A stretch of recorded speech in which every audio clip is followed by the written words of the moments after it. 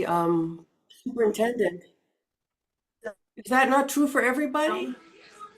I think our chair and super do the agenda. So we'll be the conduit to get this report onto the agenda through our chairs and explain it and bring everyone up to date on what's happened quarterly. Okay, all right. So I'm not sharing it with the. You're not sharing it with the superintendents. Okay. We're going to, each of us will share it with the superintendents and our school committee on the agenda. All right, thank you. Dr. LaCroix has come in. So is it okay if we go backwards now? Yes. So Welcome, Dr. LaCroix.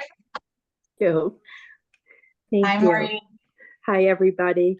Thanks for making time for me tonight. I won't take very much of your time this evening. Let me just give a quick intro. I'm Maureen LaCroix, and I am delighted that I will be serving as a new superintendent induction program coach to Dr. Hanscom. We've already started working together a little bit, and I can assure the committee that you have made a wonderful decision here. So congratulations to all of you on scooping her up as your new executive director. Just a little bit of background. I've been a coach working with the new superintendent induction program for 7 years now. Prior to doing this work, I was in the town of Bedford for 15 years. I was their assistant superintendent for 4 years and their superintendent for 11 years.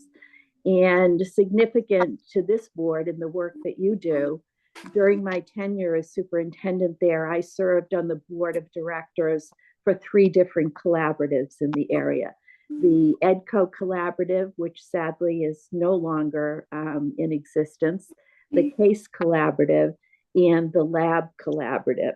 So as I come into this work with Dr. Hanscom, I'm happy to have had the experience of being on a board and understanding not only the honor it was to serve on that, but the nature of the work that you do. And it varies. I learned that because those were 3 very different collaboratives. So I certainly learned just in listening that the work varies from collaborative to collaborative, but there are certain things that are similar between and among collaboratives.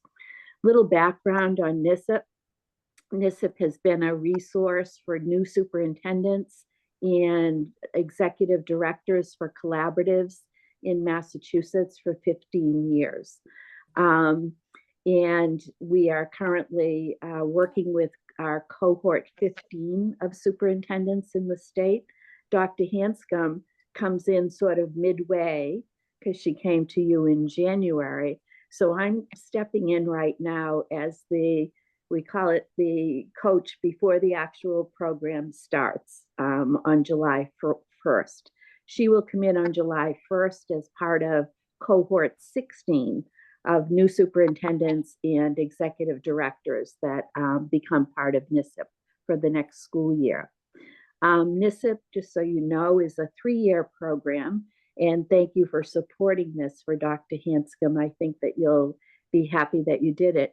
And it's designed to induct and support new superintendents, new executive directors who are either new to the role, in other words, this is their first time in the position, or they're new to the state of Massachusetts.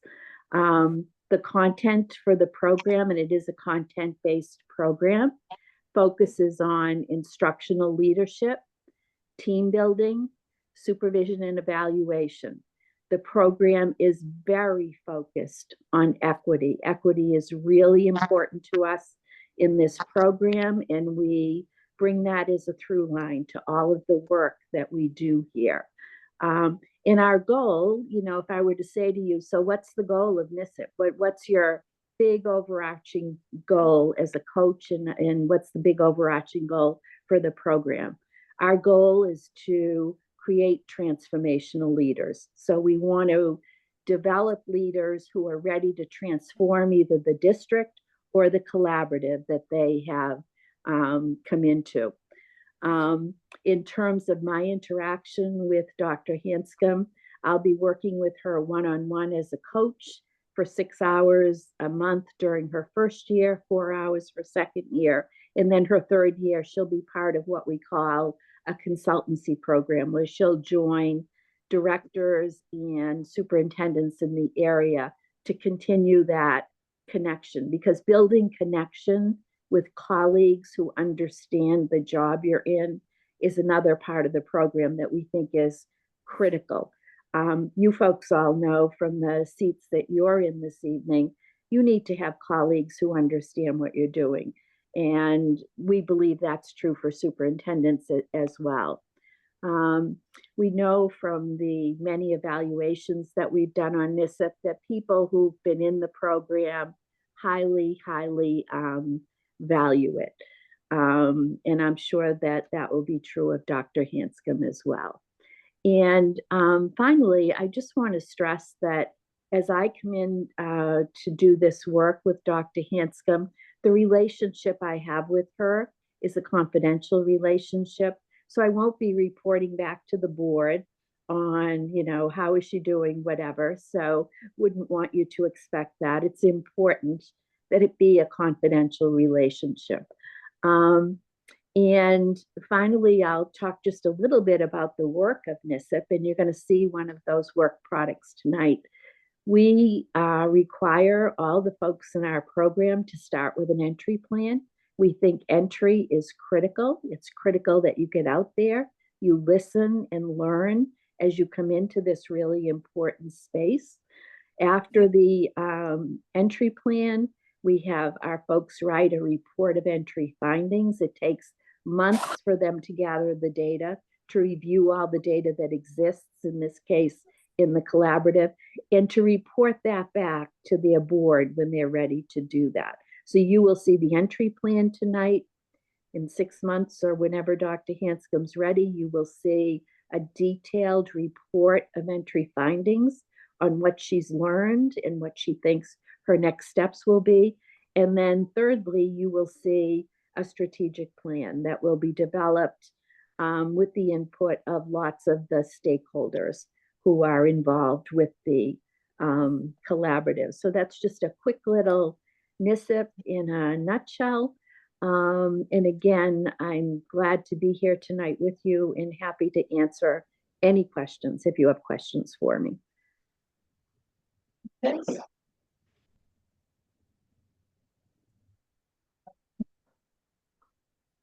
LaCroix, you were Dr. Joe's from Bourne. You're her mentor, weren't you? Yes, indeed. Loved working in Bourne. And yes, I also, the other place that I worked over the bridge was in Truro. So I've been in Bourne, in Truro, and now I'll be in Fosterville and other places as I start this journey.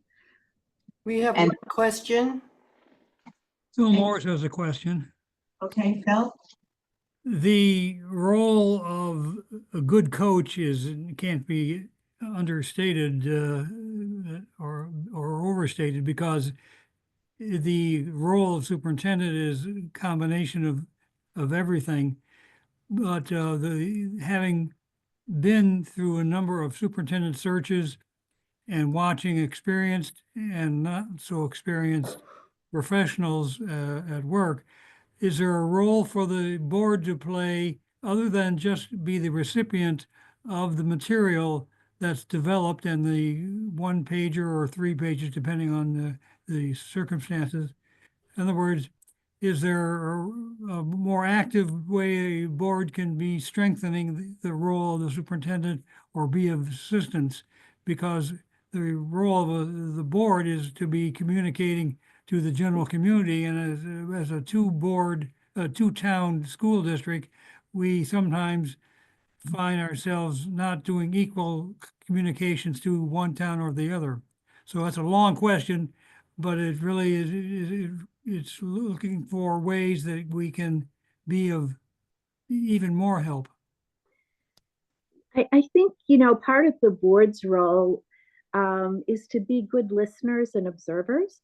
You're the link to the communities that you serve. In your case, all of you are reporting back to your school committees about the collaborative. You know, is the collaborative doing the right work? Is it headed in the right direction? Are there things the collaborative should be doing that it's not doing? So I think you're those ears on the ground for the collaborative director to feed back to her things that you think are important for her to know as she does this job. Thank you. Any other questions? Okay, I don't see any. Do you want to talk about the entry plan now? Yeah, is that okay? And I wanted to add that Dr. LaCroix, first of all, I lucked out like so huge that I got her. She is phenomenal. I didn't know her before, and within like 5 minutes, we felt like we'd known each other forever. So I'm so grateful to the board for supporting my participation in NISIP, and to whoever decided that Maureen and I were going to get put together, because I won the lottery. So Thank you. Maureen is also serving as a coach for the Reads Collaborative Director, Executive Director, Dina Medeiros, who is in her first year this year. So that's also a really nice thread for me, because not only did Maureen serve on the board of the 3 collaboratives, but she's also coached an executive director who's new to the role. So I'm really excited about that as well. Thank you. As Dr. LaCroix referenced, part of NISIP is creating an entry plan. And although my cohort doesn't begin until July 1st, we're not waiting, obviously, until July 1st to get this going. So I'll be on just a little bit of an accelerated path compared to my cohort. You know, a lot of what's in here are things that are just really good practice whenever you come into somewhere new. What I think is unique and sort of timely about my journey at the collaborative so far is that I had that month of March with all the school committee meetings that allowed me to very, very quickly get to meet so many of you in person, and your colleagues on the board, on your school committees, and the superintendents, who most of whom I knew. And although we have a lot of work to do in terms of taking this plan and putting it into findings, I feel like I got like a jump start with those school committee meetings. So what my plan is really listening, learning, building relationships. And while I've had to jump in ways that weren't anticipated on the ground at Waypoint and you know, in lots of different ways, I've been able to get a real crash course in Cape Cod Collaborative in a way that has really gotten me very excited and has reinforced that I made the right decision by coming over, but also has got my neurons sort of firing on overdrive of all the exciting things that we have ahead of us moving forward. So I've broken it into 3 sort of frames for the entry process. So listening and learning first, looking at a slew of data sources, having focus groups, stakeholder interviews, using surveys, forums, one-on-one meetings. Some of that I've already started to do. Much of that I've actually started to do. I've met with so many of you and your superintendents, assistant superintendents, special education directors, and so forth already as part of jumping into this role. But that will continue with the board of directors, with staff, with students. I have met with all of the program staff already, most of the transportation staff already, including the drivers, the monitors. I'm heading over to Nantucket on the 6th and 7th, so I can watch arrival and dismissal for the transportation there, so that I can better support what's happening over on the island with transportation. And then district staff and stakeholders, Cape Cod Collaborative families, and then these are some of the questions that I'll be using as I meet with folks. And then site visits, again, I've sort of started to do this already, but spent lots of time at Star, Waypoint. In transportation, I'm here in Osterville. I've spent a day at the Nauset site and have headed out to Dennisport, but need to spend more time there. Dennisport is where they do all the maintenance and repairs. I'm not super helpful from a manual perspective, but it's really helpful when I go out there to get a sense of the workflow and the amount of work that's being done in the shop. And then also heading out to member districts and our regional partnerships. So I've already had meetings at the Cape Cod Community College. We've brought in Cape Kid Meals, which we'll talk about later today in the meeting. The Cape and Islands Workforce Board, so bringing their services into our students so that they're getting vocational supports and training while they're with us. And then the Rotary Club of Osterville and Mashpee. Again, those are just examples of some of the community partners that we're working with. Then I will sift and analyze. So looking at the results of the data gathering and then looking at pulling out what are our strengths, what are our weaknesses, opportunities, and threats facing the organization. So a basic SWOT. And then from there, prioritize and plan. So this analysis, which I think I'll be presenting to you around November, will launch us into strategic planning, which it looks like we'll be taking on beginning in January. So January of 26 is where I think it will land. And that is where we map out what's next. This is what we know we have. This is who we are. Who do we want to be moving forward? And you all will play a very big role in that. So that is a synopsis of my entry plan, and I'm happy to answer any questions or take any feedback if there is any. Anyone? I will ask. I mean, it's well thought out. How are you collecting your data now? Is it just anecdotal? Yeah, primarily. There are lots of sort of data pieces that we're co-creating. So for example, we've started a calendar. It's just a Google Doc, but with January, February, all of the months, what has to happen at the collaborative in each of the months and who's responsible for it. That's one example. Some of it is, I before I came on board, I listened to all of the board meetings over the last year that Mr. Hilton was able to share with me the videos for. So that was some of the data collection as well. Where have we been? And then I keep like ridiculous notes on sort of whatever it is that wherever I am, whatever we're doing through my calendar app and my notes app. So that's been right now. I think as I really formally begin the entry plan, I will have a more structured data management process, usually Google primarily. Anyone else?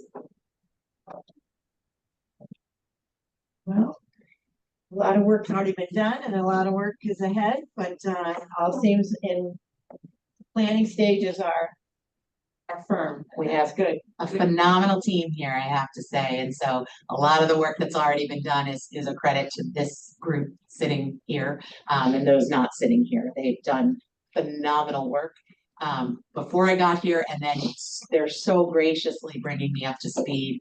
And I can't even tell you how much I appreciate all of them who are sitting here. So thanks, guys. Thank you. So if Dr. LaCroix, I think if you're all set, thank you for coming tonight. Thank you for filling us in on what's ahead and thank you.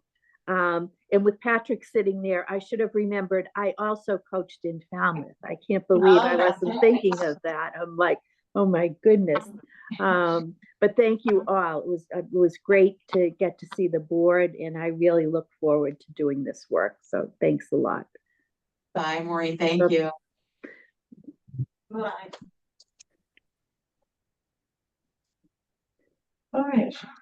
Program updates, I think we're at. Yeah. All right. So program updates, again, a lot of what you are going to get for program updates is in the quarterly report. They're not going to repeat those things, but I will pass it along to the phenomenal people I just referenced to give you a couple of bullets. So why don't we start with Star.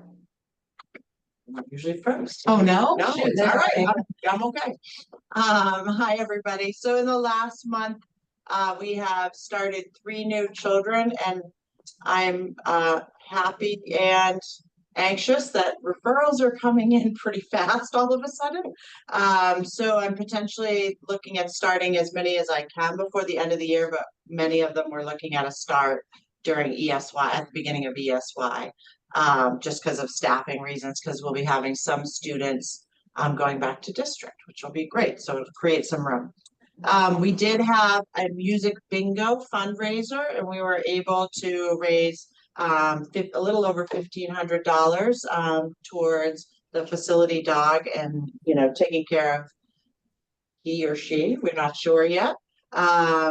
We had a full PD day where we took a good hard look at our time out procedures and kind of adjusting those.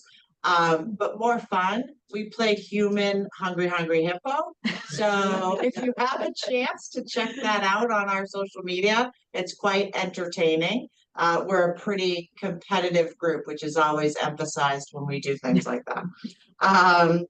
Today we celebrated National Unicorn Day, and it was also our therapy dog Ambrosia's 9th birthday. So again, we have things on the website celebrating her birthday. Some kids did writing assignments around what they really enjoy about having her in the program. So it was pretty cute.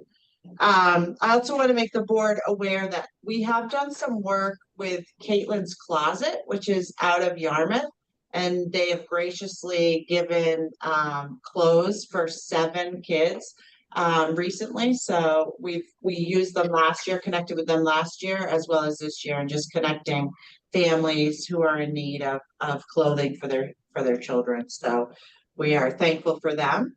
And that's about it here at Star. All right. And as Julia said, you can follow Cape Cod Collaborative on Facebook, on Instagram, on Threads. I don't use that, but our consultant for PR, she does a phenomenal job putting up the pictures that both Waypoint and Star provide to her, and you'll feel good following those feeds. I do. I'll update you on Waypoint. As we discussed last month, or maybe we didn't, maybe it was an email. Larry Carroll, who was the program coordinator at Waypoint from 2000 until 2017, has come on board as an interim director at Waypoint. He started a few weeks ago, and I think Dr. Woodward and I were happier than anyone, because as much as we've enjoyed being over there for the last 6 weeks, it was nice to be able to see this office here too once in a while and see Star. He has jumped right back in, is doing a phenomenal job, and we're thrilled to have him back. Can you repeat his name, please? Sure. Larry Carroll, Carroll. And he is celebrating Ambrosia, the therapy dog's 9th birthday, because that is his dog as well. And then in terms of professional development, Dr. Woodward and I, on our full PD day with Waypoint, did a full day on IEP, the sort of history and laws around IEPs, and then writing IEPs. And we did not play Hungry Hippos, but we did. They did get to see horrific pictures of me from 1975, 1986, 1990, and a good one from 2004, because that's the year I got married, because those were important years in IEP history. So I decided to share some really, really scary 8th grade pictures with the team, which they enjoyed. I only gave them view option for the slide deck that did not have the pictures in it, I will say. So no one has access to that anymore, because I took Mike's away. But otherwise, Waypoint is running smoothly, and all is well. So I'm going to push it over to Dr. Bogdan, who I saw on here, who can update us on Friday. Just to give you a quick update on a PD that I had talked about last month. This is the critical data analysis PD, which allows special education administrators and ELL directors to distinguish what are the causes and the challenges when students are having difficulty learning. Is it language-based? Is it a learning disability? Is it a mixture of both? We had talked about we could have a maximum registration of 200. Originally, the local districts committed to funding this pricey PD. It was about $8,000 with 40 guaranteed registrations. We got 200 registrations and turned people away. It meant that 75 educators from the region attended for free. There were no charges to our districts. After all is said and done, the collaborative will earn about $5,000. The first session went off on Friday with 200 people linking and went off without a hitch. In large part thanks to Gwen Chingos, who helped registration and will help in collecting all the money, as well as Jacob Carl, our new tech person, who spent an hour in his closet / office, or 4 hours in his closet / office, making sure everything went smoothly on Friday. And the second session is scheduled for May 2nd. It's a 2-hour morning session. One other initiative that we're pursuing right now, I'm negotiating with Bridgewater State on behalf of the districts and the curriculum administrators to create a cohort that will allow current employees, teachers who are certified, either with regular certifications or emergency certifications, to join a cohort that will be taught by Bridgewater and allow them to receive an ELL certification, a second certification. If we can pull this off and the districts can, again, commit to a certain number of seats and registrations, the tuition to the individual students / teachers will be at a 35% discount. It will take 2 years, involve 4 courses and a practicum. And last but not least, my curriculum coordinators for the All Cape Day scheduled for October are busy identifying presenters and workshops. That program will be initially drafted in June. We'll be getting proposals essentially in June, and the program will be put together for the beginning of the school year in September. Oh, and I'm going to add one thing to the All Cape Day. The superintendents had asked that we partner with the University of Virginia for CSTAG training, which is emergency management training. So we are going to have them come up on All Cape Day to provide that training to the region as well. So that will be one of the offerings this year. Thanks, Dr. Bogdan. Any questions or comments for Dr. Bogdan? Nice to hear technology working for that many people. Yes, but it was a lot of legwork that they put, Gwen and Jacob and Chris put, and Patrick, really, everybody, Amy put into making sure we were set up for that. So thank you. Thank you for everyone. All right. And transportation. Sure. So springtime is very challenging in the transportation world for a number of reasons. First of all, the sports trips are starting to heat up again. We're getting a lot of school trips now. People want to get outside. Well, not yet, but soon they'll want to get outside when it gets warmer out. So there's a lot more pulling at our transportation staff. At the same time, our transportation staff, because it's getting nice out, they want to take time off. So, before vacation, after vacation, people are asking for more and more time off. So we're just kind of, doing what we always do and just moving things around and keeping everything going. Luckily, we are pretty much fully staffed at this point. So we're not using our spares as drivers. We've got them actually as spares. So that's working out well for us at this point. But it's going to be pretty challenging going forward.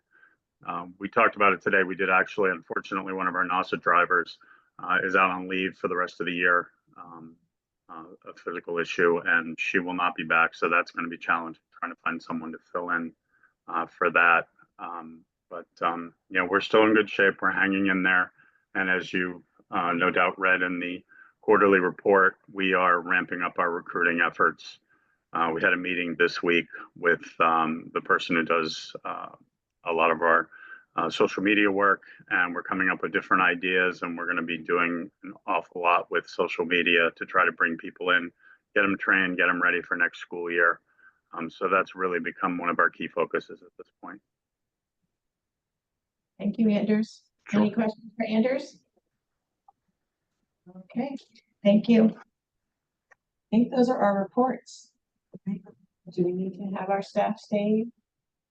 Or is there anything else? No, I don't, not from my perspective. Okay. There's sunshine out, quick. Thank you. Thank you. I mean, not you, Patrick. 'Cause- I know. Oh, that's fabulous. Thank you, everyone. I'll give an update just on the articles of agreement, if that's okay. Yeah. So again, thank you all for helping manage my chaotic schedule of March and getting me on all of your school committee agendas, and getting the collaborative on there. We did get all of the votes we needed, and the signatures. I did do the cutting. I was very proud of myself. My fine motor skills played, they did pretty well despite my arthritis. And then I actually taped them, and it got submitted April 1st to DESE. Paula Jo Gaines, our representative from DESE, wrote back that she would be putting it together and getting it to the interim acting commissioner, who is a different person than it was when we started this process. So we should hear back, I think, this month, but we are well positioned in very good shape for Plymouth to become full members starting July 1. Woo! Yay! So thank you all very, very much. Any questions on that? Okay. Your staffing updates. Yep, you have the personnel Report or reductions. Any questions or comments about the staff updates? All right, I will take a motion to approve the personnel changes then.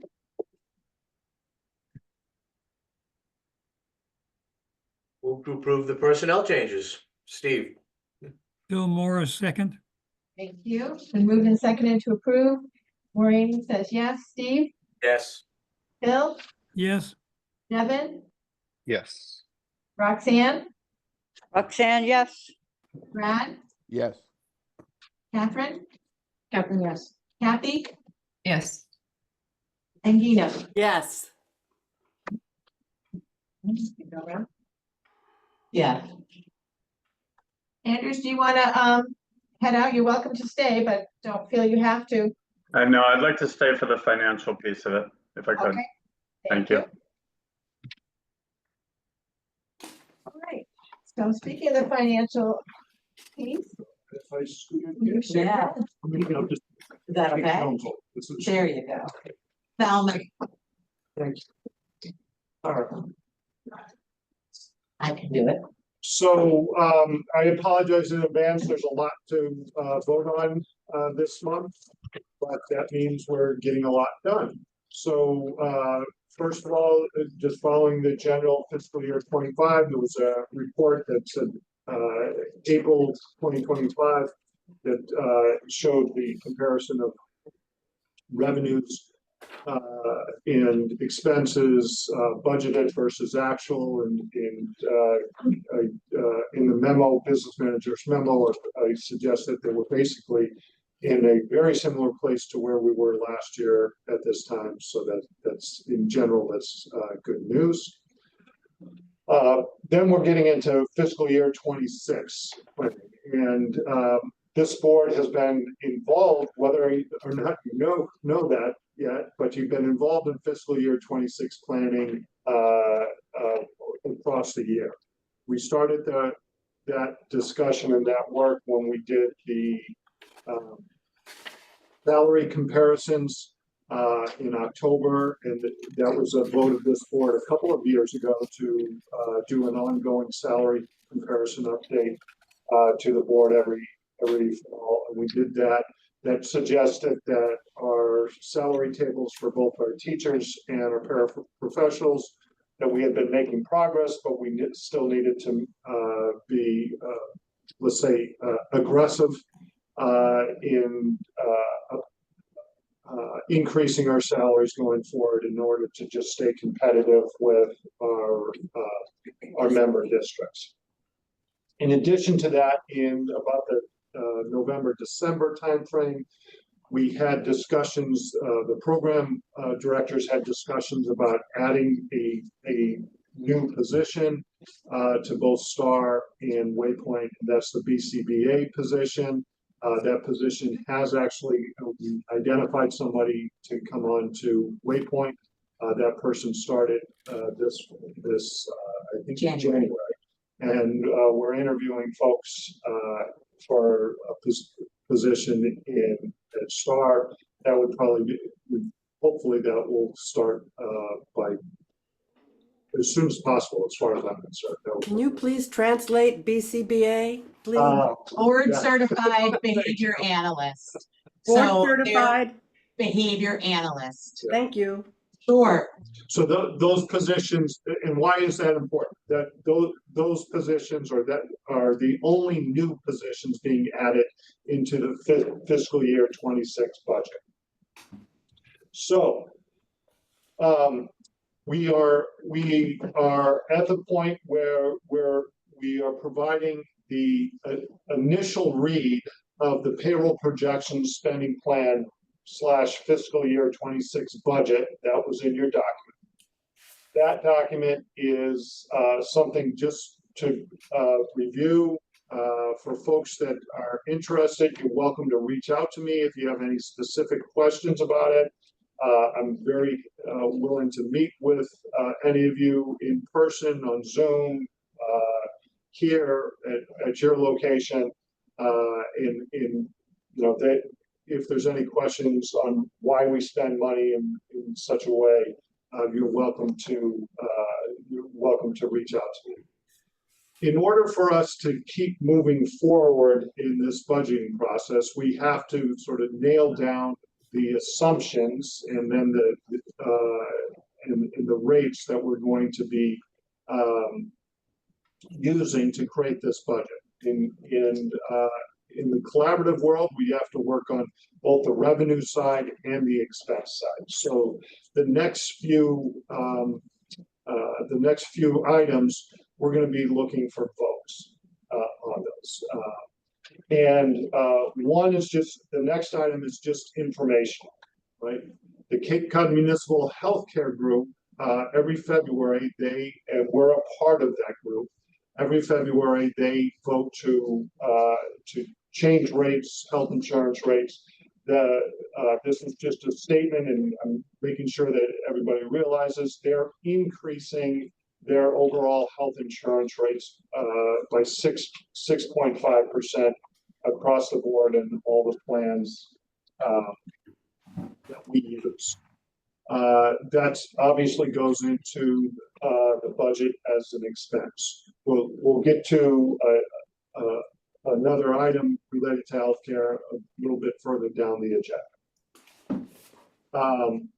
And I believe all of you have probably been made aware of that, because I think everybody on this board, their district is part of the Cape Cod Municipal Health Group, except it maybe Wareham.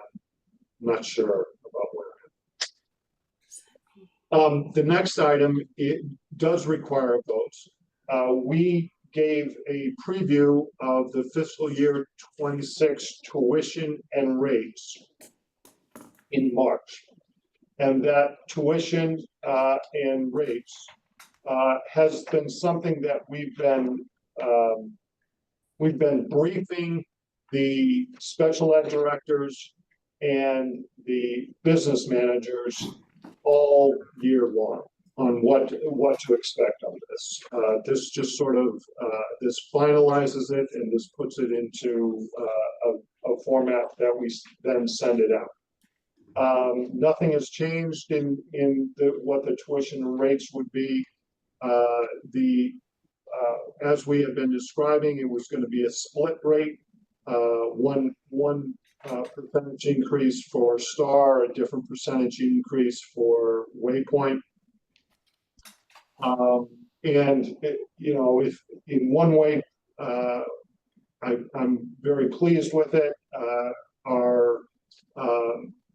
our special ed directors and business managers had earlier in the year estimated that it would be an average increase of about 7%.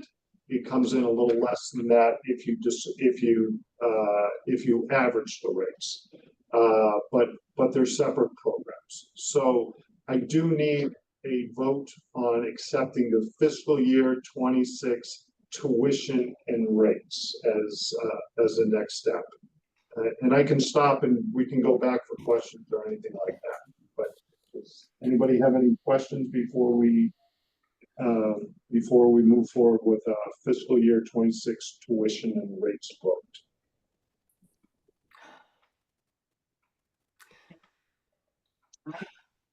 All right, I will take a motion to approve the proposed FY 2026 tuition and service rates. Seconds from Phil Morris. You got the first. I'll take a second. Second, Brett. Second for that. All right. All right, voting on the tuition and service rates. Maureen says yes. Steve? Yes. Phil? Yes. Devin? Yes. Roxanne? Roxanne, yes. Brad? Yes. Catherine? Yes. Kathy? Yes. And Gina? I'm not voting. I forgot what the word is, but I'm not voting. Abstaining? Abstain. Abstaining? Abstain, thank you. You want us to do the COLA increase? You want us to do the other thing? Yeah, so then we're moving on to the next votes with the recommendation for fiscal year 26 for the driver and monitor hourly rate is a $1 increase. And we benchmarked that increase against what is going on with private vendors in Plymouth, Sandwich, and Falmouth. And then just recently we were learning about what was going on in Barnstable and DY, and this keeps us competitive. I so move. Gina moved second. Second. Who is Kathy? Okay. Moved in Second. To improve the dollar increase. Maureen says yes. Steve? Steve, yes. Phil? Yes. Devin? Yes. Roxanne? Roxanne? Brad? Yes. Catherine? Yes. Kathy? Roxanne, yes. Okay. And Gina? Yes. All right. And then we're going to need a vote to offer up to the executive director the option to offer a COLA up to 4%. That's the right language we want to use, of 4% to teaching staff, paraprofessionals, and other Cape Cod Collaboratives staff for fiscal year 26. I would like to make that motion, but in writing, it doesn't say up to, it says what the amount will be. So I move that we accept that motion as it was spoken by the current speaker. Up to. Thank you. And that was just a discussion between the executive director and myself after I wrote this. So that was my error. Thank you. So that be a performance. It's just allows us to, the up to allows us to have flexibility, but not to exceed. But the number comes from the personnel comps that Patrick and the team have done over the year to get us closer to competitive. But yet it allows for conversation. My motion needs a second. Second. Nope, looks like Catherine. Okay. And moved and seconded. Maureen says yes. Steve, yes. Phil Morris says yes. Devin? Yes. Roxanne? Roxanne. Brad? Roxanne, yes. Brad said yes too. I said yes. Thank you. Catherine? Yes. Kathy? Yes. And Gina? Yes. Okay. And then the final vote for, that's related to the budget is that we as a collaborative try to maintain a sort of a split that is on our employer-employee health insurance split that is midway between what Barnstable offers and what DY offers. And a year or so ago, Barnstable made a considerable jump in their employer-employee split. And we've taken 2 years to sort of get back to the middle range. So the vote that we need for fiscal year 26 would be that the employer-employee insurance split would move to 65% employer, 35% employee. And the nice thing about that is that does, with the 6.5% increase of the insurance rate, that change in the split does mitigate the pain that the employee will be feeling. So it should wash it out entirely for the most part. Catherine moves second. Second, Steve. Okay, Maureen says yes. Steve? Steve, yes. Bill? Bill, yes. Devin? Yes. Yes. Thank you. Roxanne? Roxanne, yes. Brad? Yes. Catherine? Yes. Kathy? Yes. And Gina? Yes. Thank you. Thank you. Those are all really important votes. Keep us moving forward in the budget development process, and we expect to be able to come back in May with a final budget and just continue to do some tweaks with what our expectations are for enrollment and any other expenses that we need to modify. The next item I have is also, to me, exciting.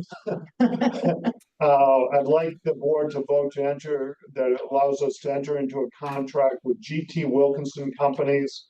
They were the lowest responsive bidder for the Waypoint Academy boiler room renovation project. And they came in well within what we were expecting, at least what BLW Engineering was expecting, with a total cost of $308,306. So if we could have a vote to approve entering into an agreement with GT Wilkinson Companies for that amount. Do we have some references on other projects? Yeah, absolutely. And I was excited to work with them. And more importantly, because I've worked with them in Falmouth, we did BLW Engineering. That's part of the procurement process, is they reviewed all the references that were required as part of the procurement process. But also personally, both myself and in one of our facilities people have worked with GT Wilkinson in the past. So we were glad they were the little bit. Brad? Question, Madam Chair. Are we required to take the lowest bid, or is it also looking at, the experience if you've worked with them before, Patrick, or, for the best value too? Just because it's the lowest bid doesn't mean it's always the best choice. That's exactly. And I'm not saying it just for this, I'm just saying just overall when you're procuring something from a vendor. Right. Lowest responsive bidder. That's the key language there. And that sort of gives you the out through our OPM engineering company to make sure that the bidder that is responding can actually complete the project. So that there is some language in there in mass procurement laws that means that allow you to make sure that the bidder can actually do the project. All right, thank you. Any questions or comments? All right, does someone want to make the motion? Move to accept the vendor as recommended for the boiler work. I'll second. Brad seconds. Thank you. Then moved and seconded. Maureen says yes. Steve? Steve, yes. Bill? Phil, yes. Devin? Yes. Roxanne? Roxanne, yes. Brad? Yes. Catherine? Yes. Kathy? Yes. And Tina? Yes, I'm done talking unless anybody has any questions for me. We just have the two additional votes that, Maureen, I know you've done those before. The warrants? Yeah, and the write-up. Yeah. Yes. All right, I have a are there any questions about warrants 35 through 38, first of all? Okay, seeing none, is there a motion to bundle those four? I make a motion to bundle 35, 36, 37, and 38. Second. Brad. Second for Steve, been moved to bundle. Maureen says yes. Steve? Steve, yes. Phil? Phil, yes. Devin? Yes. Roxanne? Roxanne, yes. Brad? Yes. Catherine? Yes. Kathy? Yes. And Gina? yes, All right, we move to bundle, let's vote, we'll vote on the warrants now. Is there a motion to approve the warrants 35 to 38? Phil Morris moves, so move. Okay? Second. Catherine seconded, it's been moved and seconded to approve. Maureen says yes. Steve? Steve, yes. Phil? Phil, yes. Devin? Yes. Roxanne? Roxanne, yes. Brad? Yes. Catherine? Catherine, yes. Kathy? Yes. And Gina? yes. All right, thank you. All right. Any comments about the write-off of the insurance? Nope, just straightforward. All right. Is there a motion to write off a retiree's health insurance balance of $1,560? Catherine moves, second. Second, Tina seconds. Okay. Maureen says yes. Steve? Steve, yes. Bill? Phil, yes. Devin? Yes. Roxanne? Roxanne, yes. Brad? Yes. Catherine? Yes. Kathy? Yes. And Gina? yes. All right, thank you, everyone. Thank you, Patrick. Thank you. You can say. I wasn't writing out that. No, I meant like right there. All right, so calendar, I think. Yes. All right. So is it okay? Yep. So last month we brought you the proposed school year 25-26 calendar as a first read.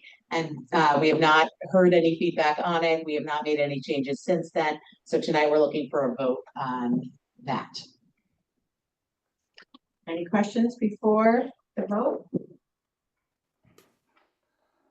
All right, so the additional professional development, will we bring people in or combination? I think it will be a combination. We're already planning with Star and Waypoint to bring in people from TLPI, the trauma learning. Oh, it's the Mass General Hospital program for trauma informed practices. So that's one group we want to bring in. But then Joan and I particularly do a lot of IEP training, and so we will continue to be doing that across the board as well. So I think it's a combo.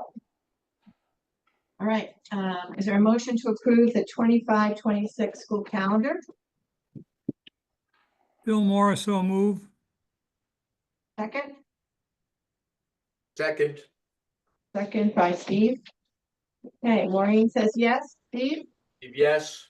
Bill? Phil says yes. Devin? Yes. Roxanne? Brad? Yes. Catherine? Yes. Kathy? Yes. And Gina? Yes, Roxanne, are you back on? Unmute. Yes. Thank you. Roxanne, yes. Sorry. Okay, thank you, everyone.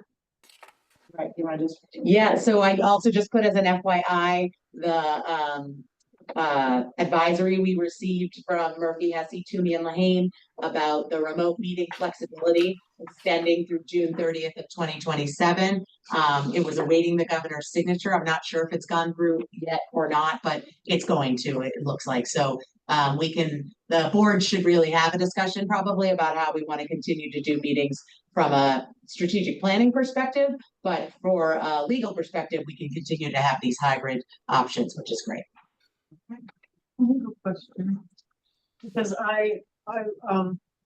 when I joined the board, it was COVID and it was remote. But how would that work if would people just have to come from? Maureen could probably speak to how it happened before, right? Yeah, when I first started, this room was pretty full. All the, granted, I mean, we had the Nantucket lady come over on the fast ferry and, so yeah, everyone made the effort to come in person. And I will say, there was much, as though there's collegiality this way, because we've been together for a while, there was just a lot more conversation happening and just getting to know people on a more personal level instead of just on this kind of level. But it was. Steve, did you have a question? Oh, no, it was Roxanne, right? The governor signed March 28th, and I was looking for it because I'm another one that would come by boat. That's You know. right. Okay. Oh, thank you. So then it is in effect until at least June 30th, 2027. Thanks, Roxanne. Okay. All right, so move to adjourn. So Catherine moves, second. Second. second. Ed? It's an uncomfortable gap there. All right, give us thumbs up. Have a nice Easter, everyone. Thank you for your participation. you. Thanks, everyone. Thank you. Thank you. Have a Bye. good night. Bye. And, Bye, thank you. Bye, Phil. I appreciate seeing you in person. See you soon.